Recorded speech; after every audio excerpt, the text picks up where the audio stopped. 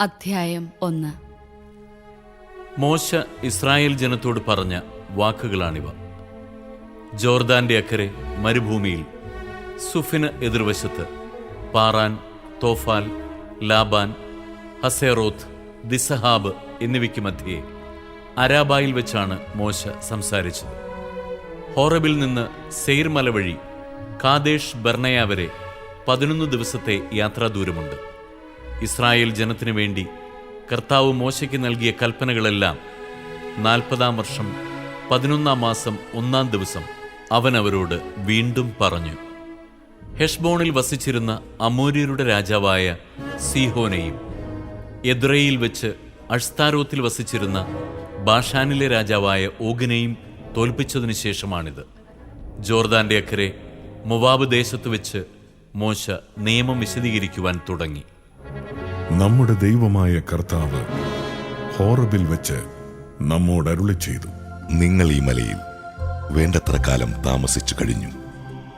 ഇനി ഇവിടം വിട്ട് അമോര്യരുടെ മലമ്പ്രദേശത്തേക്കും അവരുടെ അയൽക്കാർ പാർക്കുന്ന മരുഭൂമി, മലമ്പ്രദേശം, സമതലം, നെഗബ്, കടൽത്തീരം എന്നിവിടങ്ങളിലേക്കും പോകുവിൻ.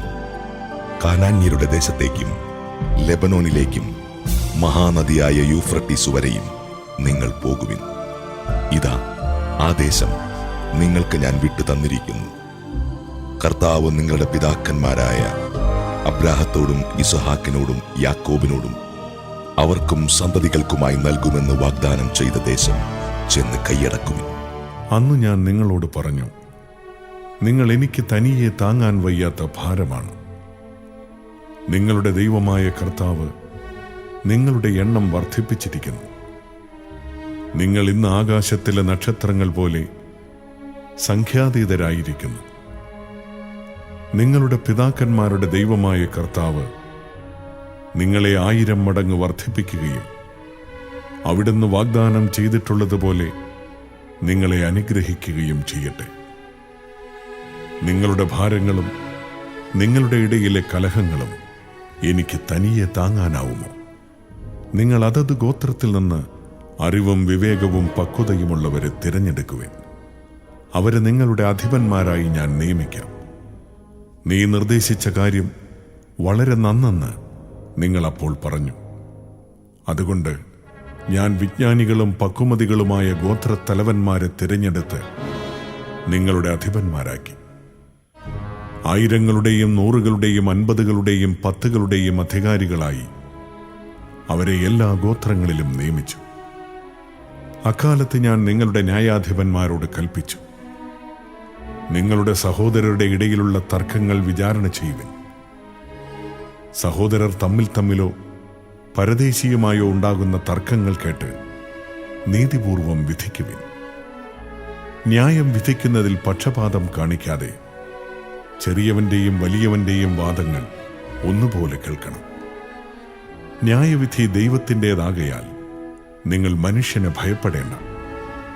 നിങ്ങൾക്ക് തീരുമാനിക്കാൻ പ്രയാസമുള്ള തർക്കങ്ങൾ എന്റെ അടുക്കൽ കൊണ്ടുവരുവിൻ, ഞാനവ തീരുമാനിച്ചുകൊള്ളാം. നിങ്ങളുടെ കർത്തവ്യങ്ങൾ എന്തെല്ലാമെന്ന് അന്ന് ഞാൻ നിങ്ങളെ അറിയിച്ചു.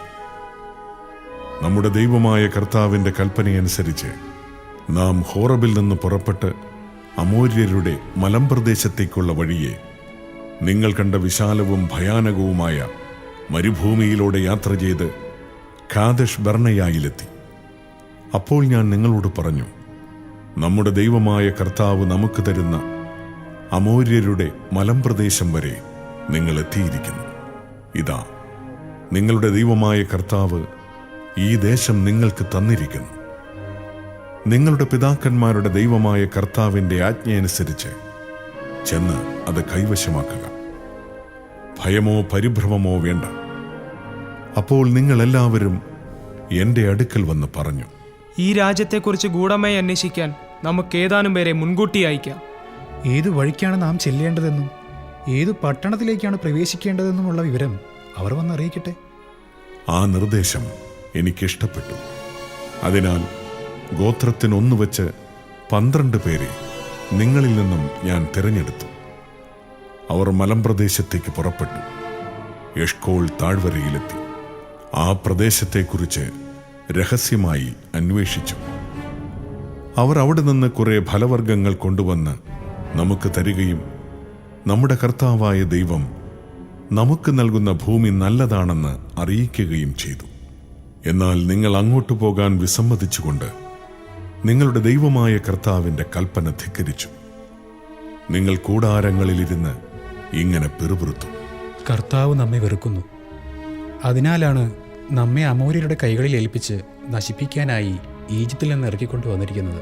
ആ ജനങ്ങൾ നമ്മേക്കാൾ വലിയവരും ഉയരം കൂടിയവരുമത്രേ. അവരുടെ നഗരങ്ങൾ വലിയവയും ആകാശം മുട്ടുന്ന കോട്ടകളാൽ സുരക്ഷിതങ്ങളുമാണ്. അവിടെ ഞങ്ങൾ അനാക്കിമിന്റെ സന്തതികളെ പോലും കണ്ടു. ഇങ്ങനെ പറഞ്ഞ് നമ്മുടെ സഹോദരർ നമ്മെ നഷ്ടധൈര്യരാക്കിയിരിക്കുന്നു. നാം എങ്ങോട്ടാണ് ഈ പോകുന്നത്? അപ്പോൾ ഞാൻ നിങ്ങളോട് പറഞ്ഞു, നിങ്ങൾ പരിഭ്രമിക്കേണ്ട, അവരെ ഭയപ്പെടുകയും വേണ്ട. നിങ്ങളുടെ മുൻപേ പോകുന്ന നിങ്ങളുടെ ദൈവമായ കർത്താവ് ഈജിപ്തിൽ നിങ്ങളുടെ കൺമുൻപിൽ വെച്ച് പ്രവർത്തിച്ചതുപോലെ നിങ്ങൾക്ക് വേണ്ടി യുദ്ധം ചെയ്യും.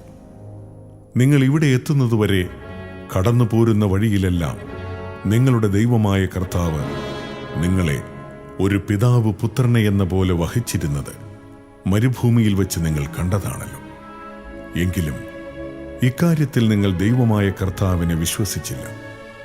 നിങ്ങൾക്ക് കൂടാരമടിക്കുന്നതിന് സ്ഥലം അന്വേഷിച്ചുകൊണ്ട് അവിടുന്ന് നിങ്ങൾക്ക് മുൻപേ നടന്നിരുന്നു. നിങ്ങൾക്ക് വഴികാട്ടുവാനായി അവിടുന്ന് രാത്രി അഗ്നിയിലും പകൽ മേഘത്തിലും നിങ്ങൾക്ക് മുൻപേ സഞ്ചരിച്ചിരുന്നു. കർത്താവ് നിങ്ങളുടെ വാക്കുകൾ കേട്ട് കോപിച്ചു. അവിടുന്ന് ശപഥം ചെയ്തു പറഞ്ഞു: ഈ ദുഷിച്ച തലമുറയിലെ ഒരുവൻ പോലും നിങ്ങളുടെ പിതാക്കന്മാർക്ക് ഞാൻ വാഗ്ദാനം ചെയ്ത ആ നല്ല ഭൂമി കാണുകയില്ല. യെഫുന്നയുടെ മകനായ കാലെബ് മാത്രം അത് കാണും. അവന്റെ പാദം പതിഞ്ഞ സ്ഥലം അവനും അവന്റെ മക്കൾക്കുമായി ഞാൻ നൽകുകയും ചെയ്യും. എന്തെന്നാൽ അവൻ കർത്താവിനെ പൂർണ്ണമായി അനുസരിച്ചു. നിങ്ങൾ നിമിത്തം കർത്താവ് എന്നോടും കോപിച്ചു. അവിടുന്ന് പറഞ്ഞു: നീയും അവിടെ പ്രവേശിക്കുകയില്ല. നൂനിന്റെ പുത്രനും നിന്റെ സഹായകനുമായ ജോഷുവ അവിടെ പ്രവേശിക്കും. അവന് നീ ഉത്തേജനം നൽകുക. എന്തെന്നാൽ അവൻ വഴി ഇസ്രായേൽ ആ സ്ഥലത്തിന്മേൽ അവകാശം നേടും. എന്നാൽ ശത്രുക്കൾക്ക് ഇരയാകുമെന്ന് നിങ്ങൾ കരുതിയ നിങ്ങളുടെ ശിശുക്കളും നന്മ തിരിച്ചറിയാൻ ഇനിയും പ്രായമാകാത്ത കുട്ടികളും അവിടെ പ്രവേശിക്കും. അവർക്ക് ഞാനത് നൽകും. അവർ അത് സ്വന്തമാക്കുകയും ചെയ്യും. നിങ്ങളാവട്ടെ ചെങ്കടലിനെ ലക്ഷ്യമാക്കി മരുഭൂമിയിലേക്ക് തിരിച്ചു പോകുവിൻ. ഞങ്ങൾ കർത്താവിനെതിരായി പാപം ചെയ്തുപോയി. നമ്മുടെ ദൈവമായ കർത്താവിൻ്റെ ആജ്ഞകളെല്ലാം അനുസരിച്ച് ഞങ്ങൾ ചെന്ന് യുദ്ധം ചെയ്തു കൊള്ളാമെന്ന് അപ്പോൾ നിങ്ങൾ പറഞ്ഞു. നിങ്ങൾ ഓരോരുത്തരും ആയുധം ധരിച്ച് മലമ്പ്രദേശത്തേക്ക് കയറിപ്പോകുന്നത് എളുപ്പമാണെന്ന് വിചാരിക്കുകയും ചെയ്തു. അപ്പോൾ കർത്താവ് എന്നോട് അരുളി ചെയ്തു: അവരോട് പറയുക, നിങ്ങൾ അങ്ങോട്ട് പോകരുത്, യുദ്ധം ചെയ്യുകയുമരുത്. എന്തെന്നാൽ ഞാൻ നിങ്ങളുടെ കൂടെ ഉണ്ടായിരിക്കുകയില്ല. ശത്രുക്കൾ നിങ്ങളെ തോൽപ്പിക്കും. ഞാനത് നിങ്ങളോട് പറഞ്ഞു, നിങ്ങൾ ചെവിക്കൊണ്ടില്ല. കർത്താവിൻ്റെ കൽപ്പന ധിക്കരിച്ച് അഹങ്കാരത്തോടെ മലമ്പ്രദേശത്തേക്ക് കയറി.